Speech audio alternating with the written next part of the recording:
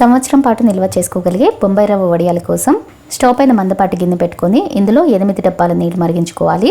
ఒక డబ్బా రవ్వకి 8 డబ్బాల నీళ్ల కొలత కరెక్ట్గా సరిపోతుంది.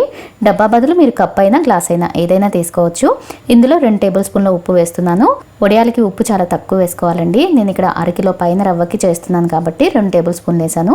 మీరు తీసుకునే రవ్వ క్వాంటిటీని బట్టి చూసి సాల్ట్ వేసుకోండి. నీళ్ళని రుచి చూస్తే సాల్ట్ ఇంకొంచెం పడుతుంది అనిపించాలన్నమాట. నీళ్ళు ఇలా మరుగుతున్నప్పుడు ఒక డబ్బా రవ్వ తీసుకొని స్లోగా పోస్తూ కంటిన్యూస్గా కలుపుతూ కుక్ చేసుకోవాలి ఉండకట్టకుండా.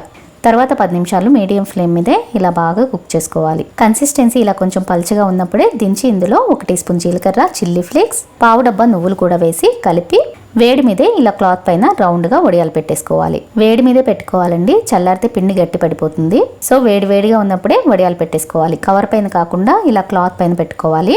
వడియాలు పూర్తిగా ఎండిపోయిన తర్వాత వెనక వైపు ఇలా నీళ్ళతో తడిపితే వడియాలు ఈజీగా వచ్చేస్తాయి. తర్వాత వీటిని క్రిస్పీగా కరకరలాడేంత వరకు మరొక 2-3 రోజుల పాటు బాగా ఎండిన తర్వాత డబ్బాలో పోసుకుంటే సంవత్సరం పాటు చక్కగా నిల్వ ఉంటాయి. వీటిని నూనె బాగా వేడెక్కిన తర్వాత ఫ్లేమ్ని మీడియంకి మార్చుకొని వేయించుకోవాలి. వేడి నూనెలో వేయగానే ఇలా చక్కగా పొంగుతాయి అన్నమాట. ఇలా వేసి అలా తీసేయడమే. క్రిస్పీగా సూపర్గా ఉంటాయండి. ట్రై చేసి చూడండి. ఇంకా డీటెయిల్ వీడియో కావాలంటే ఛానల్లో ఉంది, చూసేయండి.